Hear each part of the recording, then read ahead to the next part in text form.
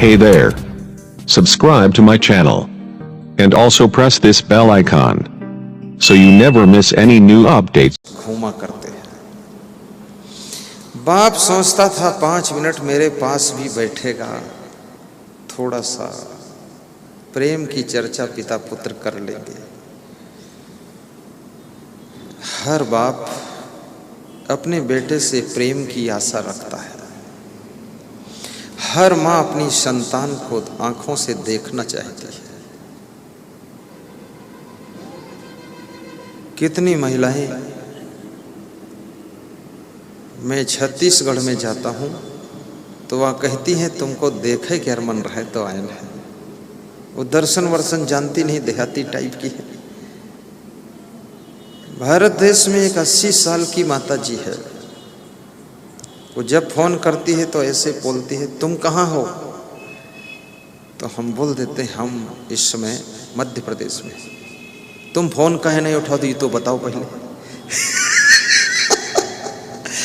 तो मैं उसकी आदत जान गया हूँ। 80 साल उम्र है, श्रद्धा बहुत है। तो मैं बोलता हूँ अब उठा लूंगा। बोले तुम झूठ काहे बोल रहे हो, उठावत नहीं हो, कहा तो उठा लेंगे। इस तरह से वो बोलती है। और श्रद्धा इतनी है, प्रोग्राम लेने के लिए जब माता जी आई अपने पुत्र के साथ, मैंने प्रोग्राम नहीं दिया, हैदरगढ़ में नहीं दिया, तो वो जाके घर में बीमार बहुत हो गई। तो उनके बेटे का फोन आया कि गुरुदेव 1 घंटे का समय दे दो आप, नहीं अम्मा इसे मरीन जी ही लगते। तो मेरा दोबारा फोन गया वहाँ, 3 प्रोग्राम चेंज किया, दिया प्रोग्राम। बस वो शाम तक अच्छी हो गई, उसकी व्यवस्था में लग गई। झुक गई हैं, चल नहीं पाती हैं, दिखता भी कम है। कहती हैं तुम छिपे हो, तुम बतावत नहीं हो, तुम कौन हो? तुम्हें हो भगवान का रूप। ये सब बोलती हैं। और बात करती हैं तो कहती हैं कि तुम फोन कहीं नहीं उठाओ थे। अब मेरे पास में कम से कम मेरे से 15 करोड़ लोग तो टीवी में प्रवचन सुनते हैं, यूट्यूब में 4 करोड़ लोग प्रवचन सुनते हैं, जिसमें ऐसे हैं 10-50 लाख लोग जो मिलना चाहते, बात करना चाहते हैं, लेकिन वो न मिल सकते हैं न बात कर सकते। क्योंकि यदि हम ज़्यादा बात करेंगे मोबाइल में तो हम अपने प्रवचन की तैयारी कब करेंगे? और ज़्यादा बात करेंगे मोबाइल में तो मेरा स्वाध्याय कमजोर हो जाएगा।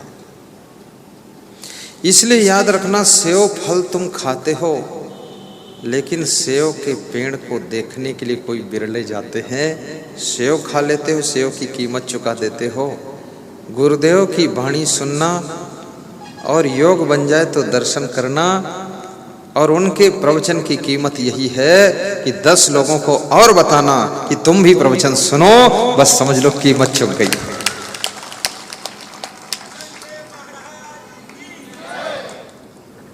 तीसरा पुत्र ऐसा भी है जो अपने पिताजी के पैर छू करके क्षमा भी मांगता है कि पिताजी गलती कोई हुई हो तो माफ कर देना। चौथा पुत्र ऐसा है जो अपने पिता से बोलता ही नहीं है, रिस्पेक्ट भी नहीं करता है, एवॉइड करता रहता है, रिजेक्ट करता रहता है। और कहता है उनसे हमारे विचार नहीं मिलते हैं। बाप से विचार नहीं मिलते हैं और पापियों से बहुत विचार मिलते हैं। विचार तो मिलाना पड़ता है, विचार अपने आप थोड़े मिल जाएंगे। जैसे हम हैं, हमारे साथ में 50 संत हैं। अब सबसे विचार हम मिलाते हैं, मिलता थोड़े किसी से, किसी का किसी से मेल होता ही नहीं। लेकिन विवेक पूर्वक एक दूसरे से मेल विचार बनाना पड़ता है, क्योंकि तुमको तुम्हारे अलावा दूसरा व्यक्ति पूरा पूरा पसंद ही नहीं आएगा। कुछ न कुछ तुमको कमी उसमें दिखेगी। विचार मिलाइए, गम भी खाइए, क्षमता रखिए। योगी आदित्यनाथ से विचार नहीं मिलते हैं, लेकिन उनके कानून में चलना पड़ता है। पुलिस वालों से विचार नहीं मिलते हैं, लेकिन जब रोड पर ट्रैफिक सिपाही रोकता है तो रुकना पड़ता है। एरोप्लेन चलाने वालों से विचार नहीं मिलते, पर उन्हीं प्लेन में बैठना पड़ता है। ट्रेन में तुम्हारे बैठने वालों से विचार नहीं मिलते, पर आमने सामने सीट पर बैठना पड़ता है। वो सिगरेट पी रहा है और तुम नहीं पिए थे, विचार मिलत ने न सिगरेट मेल खाए, धुआं तुम्हारे ऊपर फेंकत है तो मुंह ऐठत है और कहा थे और एक सिगरेट निकालो। फिर विचार कहाँ मिलते हैं? क्रोधी आदमी, मूर्ख आदमी ये सब बकवास करता है। दुनिया में किसी से विचार मेल नहीं खाता है, फिर भी आपकी आवश्यकता है तो उनके साथ में गम खा करके, समता लेकर के, तालमेल बिठा करके आप अपने कार्य को पूरा कर लेते हैं। इसलिए याद रखना, विचारों में मेल अगर जरूरत है तो कर लीजिए, अन्यथा आपका जीवन असफलता की ओर जाएगा, सफल नहीं।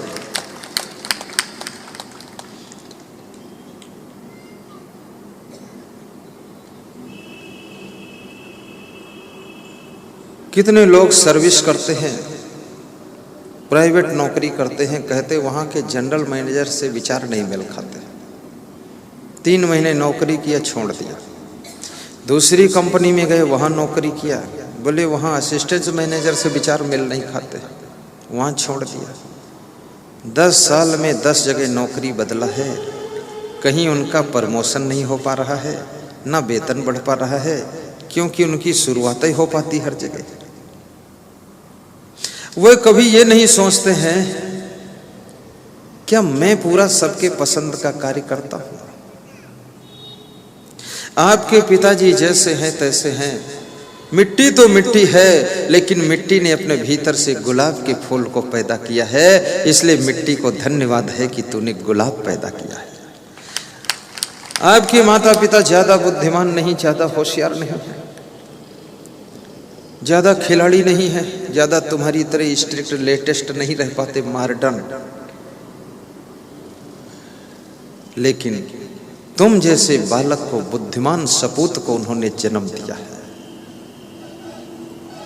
स्वामी विवेकानंद की मां चाहे जैसी हो, कमजोर हो या जैसी हो, पर उसने एक महान संत को जन्म दे दिया था। और स्वामी विवेकानंद के गुरु रामकृष्ण परमहंस ज्यादा प्रखर नहीं थे, सावधान थे, विवेक तो था ही, लेकिन उन्होंने एक महान शिष्य को जन्म दिया जिसका नाम स्वामी विवेकानंद पड़ा, जिसने विश्व में ज्ञान का डंका बजाया और भारत का सम्मान अमेरिका में शिकागो के सम्मेलन में प्रथम स्थान पर प्राप्त किया था।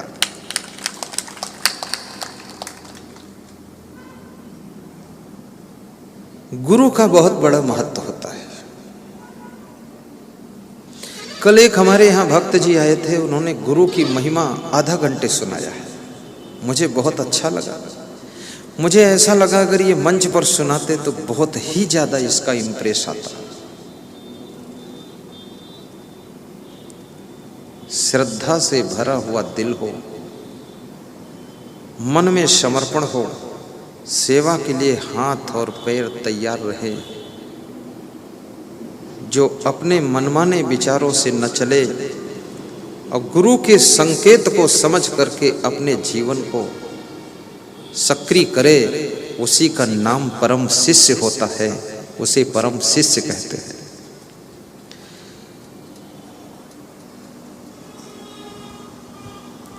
तो आज मैं आपको ये बता रहा हूं कि शिव जी से पार्वती जी ने क्या पूछा है, और शिव जी का व्यक्तित्व कोई साधारण नहीं है।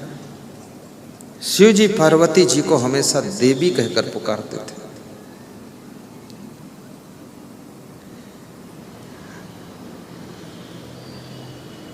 पार्वती जी ने शिव जी से पूछा है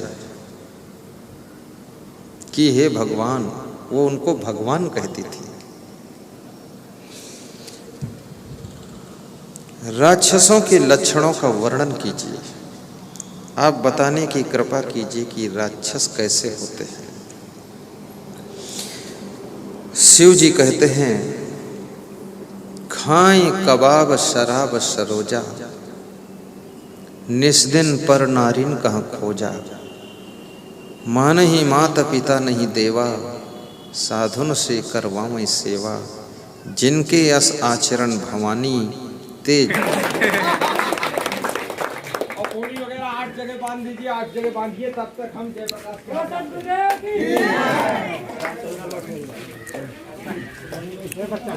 जानो निश्चर सम प्राणी। कितना साहस था शिव जी के पास में, इतनी बड़ी बात कहा उन्होंने। अब इसमें कितने लोग उनसे नाराज भी हो सकते हैं, लेकिन वे नाराज होने को नहीं डरे। चाणक्य जो बात कहते हैं वो भी किसी दुनिया नाराज हो जाए लेकिन वे बिल्कुल डंका बजा कर कहते हैं। कबीर साहब जो बात कहते हैं, वो कबीर साहब से तो किसी ने ये कहा कि जरा कोमल बोला करो, तुम बहुत टाइट बोलते हो कबीर साहब। तो कबीर ने कहा, टूटे चाहे फाटे बिना कहे भरम ना जाए। बोले चाहे टूट जाए चाहे कुछ हो जाए। तो कबीर साहब ने कहा कि वास्तव में मैं साफ बोल देता हूं, इसलिए लोग हमको मारने भी दौड़ पड़ते हैं।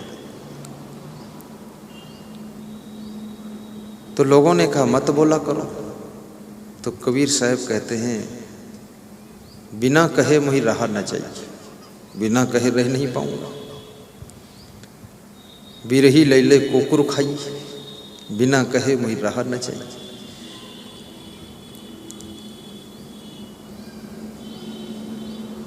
और सांच कहो तो सब जग खीजे, झूठ कहा न जाए।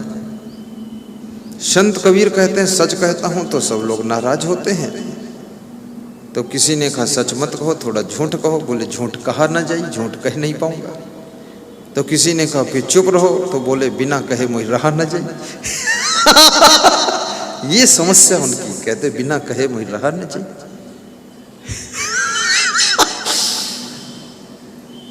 बहुत महान संत हुए, बहुत हिम्मत थी। हम इतना साफ नहीं बोल सकते जितना वो सब बोल चुके। तुलसीदास भी स्पष्ट कर देते हैं। तुलसीदास कहते हैं,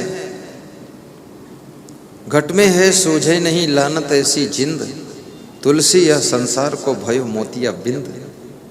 कहते पूरे संसार को मोतिया बिंद हो गया है। घट में परमात्मा बैठा है, वो सूझता नहीं है और इधर उधर ढूंढते हैं सब। कोई शिरडी में ढूंढता है, कोई हिमालय में ढूंढता है, कोई न जाने कहाँ कहाँ ढूंढता है। अब घट में है सूझे नहीं, लानत ऐसी जिंद, तुलसी यह संसार को भयो मोतिया बिंद। जिस परमात्मा को तुम बाहर ढूंढते हो, वो परमात्मा आपको बाहर नहीं मिल सकता है। और इन चर्म नेत्रों से परमात्मा को देखा भी नहीं जा सकता है। इन हाथों से उसको छुआ भी नहीं जा सकता है। और परमात्मा तुमको रोज मिलता है। कहते हैं जिस दिन भगवान न मिले उस दिन भोजन नहीं मिलता है। तो भोजन रोज मिलता है, इसका मतलब भगवान भी रोज मिलता है। पर तुम भोजन तो खा लेते हो, पर भगवान को पहचान नहीं पाते हो। और भगवान को पहचानने के लिए तुम्हारे पास अगर विवेक की आंख पैदा हो जाए तो घर में ही तुमको भगवान का एहसास होने लगेगा। थोड़ा तालियां जोर से बजाया करो। Very good. बहुत लोगों ने तो 20 साल से ताली नहीं बजाई है। कितने लोग तो 20-20 साल से हंसे भी नहीं, हंसना भूल गए बेचारे। मैं 3 महीने जब प्रवचन नहीं करता हूं तो मेरे को प्रवचन करना भी ऐसा लगता, कैसे करूं प्रवचन, क्या करूं, भूल जाता है। 1-2 दिन कठिनाई आती है। ऐसे कितने लोग हंसना भूल चुके। शिव जी कहते हैं, पार्वती खाएं कबाब शराब सरोजा।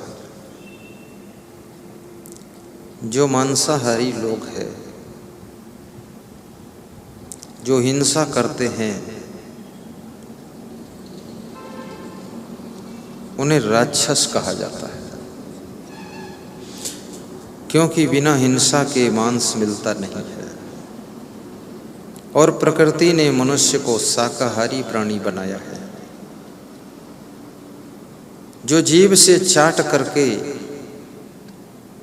तरल पदार्थों को पीते हैं वे मांसाहारी की श्रेणी में होते हैं। जो घूंट कर पानी पीते हैं वे शाकाहारी श्रेणी में होते हैं। जैसे गाय घूंट कर पानी पीती है, उसके सामने मांस की थाली रख दो, भूखी बैठी रहेगी पर मांस नहीं खाएगी, जब खाएगी तो घास खाएगी। शेर 7 दिनों का भूखा हो, मांसाहारी है, उसके सामने घास भूसा रख दो, वो नहीं खाएगा, जब खाएगा तो मांस खाएगा। शेर चाट कर पानी पीता है, मुंह तो बहुत बड़ा है लेकिन घूंट कर नहीं पी सकता। और गाय भैंस ये घूंट कर पानी पी, एक बार वो नांद में मुंह डुबाएगी तो पूरा एक साथ खींच के पी जाएगी। तुम एक बार में एक गिलास दूध एक साथ घूंट जाते हो, तुम चाटते नहीं हो, घूंटते हो। घूंटने वाले प्राणी शाकाहारी ग्रेड में आते हैं और चाट कर पीने वाले लोग प्राणी वे सब मांसाहारी श्रेणी में आते हैं। यहीं से विचार कीजिए हम किस ग्रेड में हैं। और ये भी याद रखना, जीव हिंसा सबसे बड़ा पाप कहा गया है। कबीर साहब से किसी ने पूछा सबसे बड़ा धर्म क्या है, तो कबीर साहब कहते हैं जीव दया और आत्म पूजा। कहें कबीर धर्म नहीं दूजा। जीवों पर दया करना, आत्मा की पूजा करना, ये सबसे बड़ा धर्म है। तुलसीदास से पूछा गया सबसे बड़ा धर्म क्या है, तुलसीदास कहते हैं दया धर्म को मूल है। धर्म का मूल, धर्म की जड़ दया है। पाप मूल अभिमान और पाप की जड़ अभिमान है। जब आपको अभिमान आएगा तो अभिमान की सुरक्षा के लिए क्रोध भी आएगा। क्रोध, ये दोनों साथ में रहते हैं। अहंकार को यदि तुम दूर कर पाओगे तो क्रोध भी दूर हो जाएगा। लेकिन अभिमान को मारने वाले लोग बहुत महान हुआ करते हैं। सभी लोग अभिमान को नहीं जीत सकते। अभिमान ये कई तरीके का होता है। तुम जिस कंडीशन में हो उसी तरीके का अभिमान पकड़ लेगा। अगर तुम जवान हो तो ताकत का अभिमान आ जाएगा कि क्या समझ रखा, गर्दन मरोड़ दूंगा, मैं दब नहीं सकता हूं, बर्दाश्त नहीं करूंगा। लेकिन दुनिया में ऐसा कोई व्यक्ति नहीं जो बर्दाश्त ना करता हो। जब तुम सड़क पर चलते हो, तुम्हारी गाड़ी के सामने कोई गाड़ी और लाकर अड़ा देता है,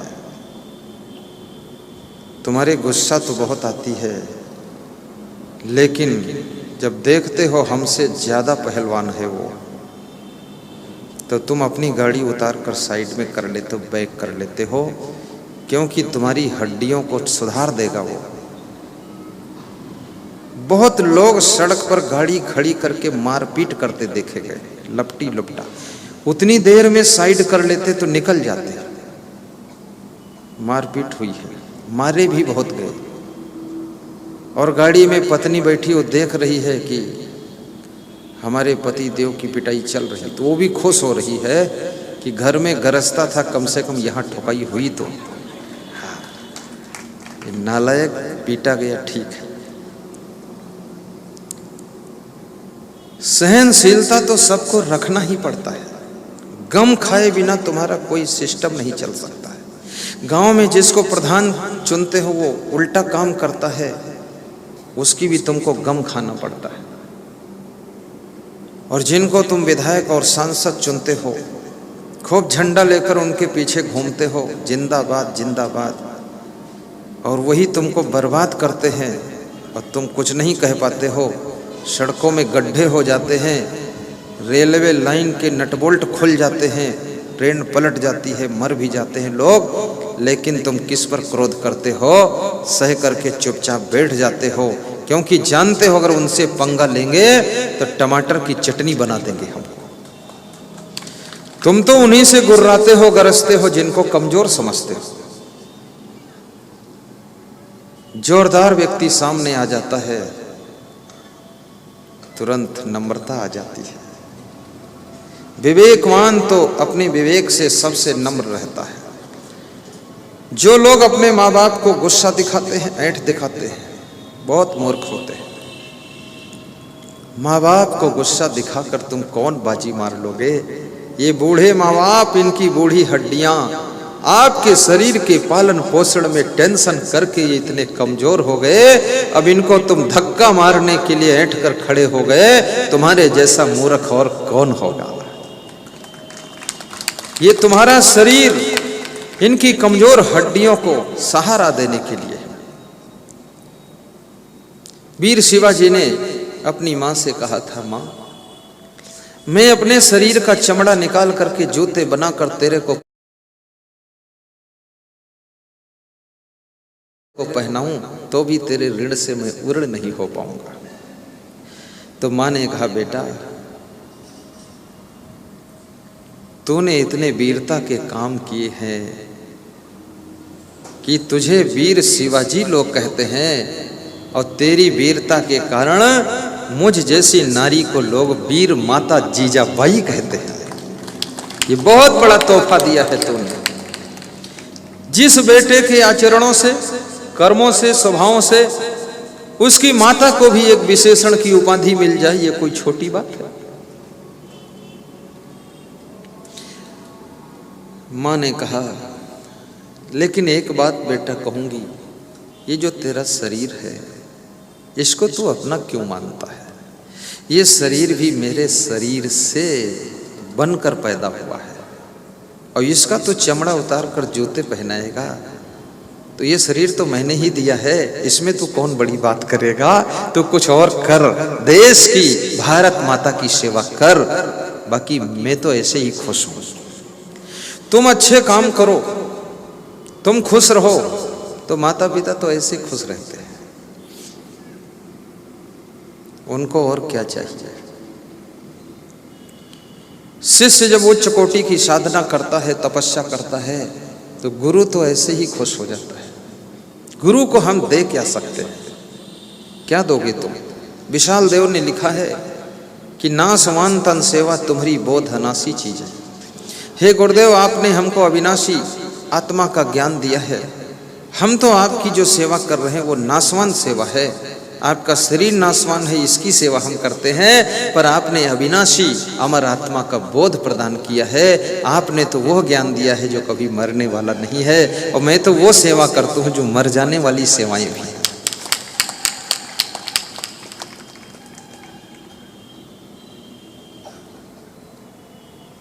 करो गुरु भक्ति रोग मन छीजे। गुरु की भक्ति करने से मन के रोग नष्ट होते हैं। कितने लोगों के मन में बहुत बड़ा जोश, खरोश, गुस्सा सब आता था, सत्संग सुनते सुनते गुरु से टीवी में ही प्रेम हो गया, मिले नहीं आज तक, तो टीवी में प्रेम हुआ है बताते हैं। एक आध लोगों ने हमको बताया कि हमारा बहुत बदलाव हुआ है। तो मैंने कहा कि तुम्हारा भी हुआ है और विश्व के करोड़ों लोगों का हुआ है। कभी कभी मेरे मन में होता है ये गांव-गांव जाना, शहर शहर जाना, इतनी मेहनत करना, देश विदेश, इससे अच्छा बंद करूं, आश्रम पर रहूं आराम से, ऐसा विचार आ जाता है। फिर जब देखता हूं कि जो हमको जानते नहीं हैं, मिले नहीं हैं, करोड़ों की संख्या में वो वाणी सुन रहे हैं, तो उनको कुछ मिल रहा है इसलिए सुन रहे हैं, हमारे एहसान में नहीं सुन रहे हैं, अपने परेशान में सुन रहे हैं। उनकी परेशानी कम हो रही है, इसलिए थोड़ा भले ही हमको मेहनत ज़्यादा पड़ती है, पर हम मेहनत करके सत्संग सुना देंगे तो हो सकता है करोड़ों घरों में शांति का प्रकाश फैल सके। मैं कानपुर प्रवचन करने ना भी आऊं तो हमारे हमसे ज्यादा बुद्धू लोगों को रोटी मिल जाती, हमको क्यों नहीं मिलेगी? हम तो अगर रास्ता चलते हुए आदमी से 2 मिनट बात कर लें तो वो भी हमारी रोटी का इंतजाम कर देगा। 5 मिनट अगर उससे बोल दें तो 5 महीने का इंतजाम कर देगा। और उसको अगर हम कोई अच्छी सलाह भी दे दें मन से तो जिंदगी भर का ठेका ले लेगा कि तुम कहीं मत जाओ, जहाँ इच्छा वहाँ रहो, व्यवस्था हम कर देंगे। ऐसे सैकड़ों लोगों ने कहा है कि पूरी व्यवस्था की जिम्मेदारी हम अकेले लेते हैं आपकी। हमने कहा नहीं, मैं किसी का अकेले होकर नहीं रहूँगा, मैं पूरे संसार का होकर रहूँगा और संसार के लिए जीऊँगा और संसार को संस्कार दूंगा और घर घर में जो अशांति है उसको मिटाने का जो बीड़ा उठाया हूँ उस बीड़ा को चलाना। हमारे गुरु जी ने यही हमको काम दिया है। अलग अलग शिष्यों को अलग अलग काम बांटते हुए शुरू से ही मुझको इसी में लगा दिया उन्होंने कि आप प्रवचन दीजिए। गुरुदेव अगर कुछ आश्रम में सब्जी के खेत में देख रेख भी कर रहे होते थे और मैं भी साथ में होता था और कोई भक्त आ जाते थे 10-20 तो मेरे से कहते थे तुम जाकर मिलो इनसे। तो मैं कहता था दर्शन तो आपको देना, हमारे मिलने से क्या होता है। बोले दर्शन भी तुम ही दे दो जाके। तो हमने कहा दर्शन तो गुरु का होता है। बोले तुम हो गुरु हो, जाओ। तो मैंने कहा ऐसे थोड़ी गुरु कोई हो जाता है। बोले बहुत बढ़िया गुरु बनोगे, जाओ तुम, ये डिस्टर्ब मत करो, हमको देखने दो, सब्जी उगाने दो। और मेरे को वहाँ भेजते थे, मैं उसको सत्संग सुनाकर, उसको जलपान करवा कर, बातचीत करके, एड्रेस नोट करके सब काम अकेले में कर देता था। और फिर उसको गुरु जी के पास सूचना भेजता था कि गुरुदेव तैयार हो जाएं, हाथ पैर धो करके बैठे, तब मैं ला रहा हूँ इनको, दर्शन करेंगे ये लोग। तब उनके दर्शन करा देता था। ये सेवा गुरु जी ने सोच विचार कर दिया है कि ये व्यक्ति समाज में जा करके कुछ दे सकता है।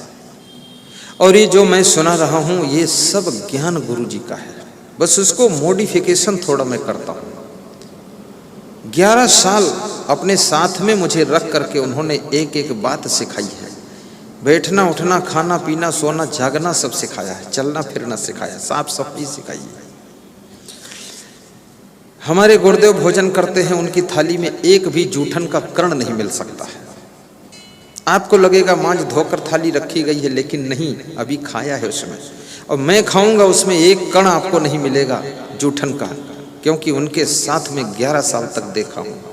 जो आदमी किसी की अच्छाइयों को देख करके भी नहीं सीख सकता है वो पशु श्रेणी में आता है, और जो देख कर सीख सकता है वो मनुष्य श्रेणी में आता है, और जो अपने आप सीख लेता है वो देवी देवता महान श्रेणी में आता है। कम से कम लोगों की अच्छाइयां देख करके सीखो, और या तो अपने मन से स्वयं जागो, अपने घर का नया फाउंडेशन बनाइए, नया सिस्टम बनाइए, वहां प्रेम पैदा कीजिए।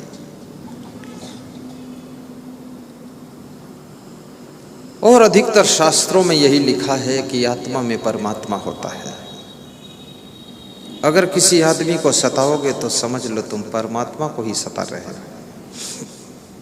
मुसलमान भाई कहते हैं कि जर्रे जर्रे में खुदा है। दिनेश पहलवान ध्यान दो, इधर बातें मत करो। जर्रे जर्रे में खुदा है। तो ये भैंस और ये गाय, ये बकरा और मुर्गा और अंडा, ये क्या खुदा से जुदा है? इसमें तो बहुत बड़ा जर्रा है। हिंदू कहते हैं कण कण में राम है, तो ये बकरा मुर्गा मछली में क्या राम नहीं है? ये तो बहुत बड़ा कण है। कण कण में राम कहने वाले लोग, उनको मांस मछली सब छोड़ना पड़ेगा। जर्रे जर्रे में खुदा बताने वाले लोगों को ये मांसाहार छोड़ना पड़ेगा। फिर ये धरती माता, ये भारत देश की धरती कितना अन्न देती है। 1 एकड़ में ठीक से गेहूं उपजाइए तो 30 कुंटल तक हो सकता है, और 30 कुंटल तुम्हारे 5 लोगों की फैमिली कितने दिन खाओगे तुम? ये विचार करो आप।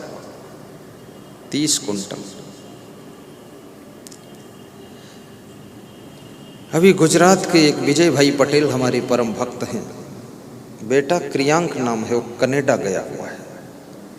गरीब थे और दोनों विजय भाई पटेल और उनकी पत्नी प्रमिला पटेल बहुत बड़ी श्रद्धा रखते थे।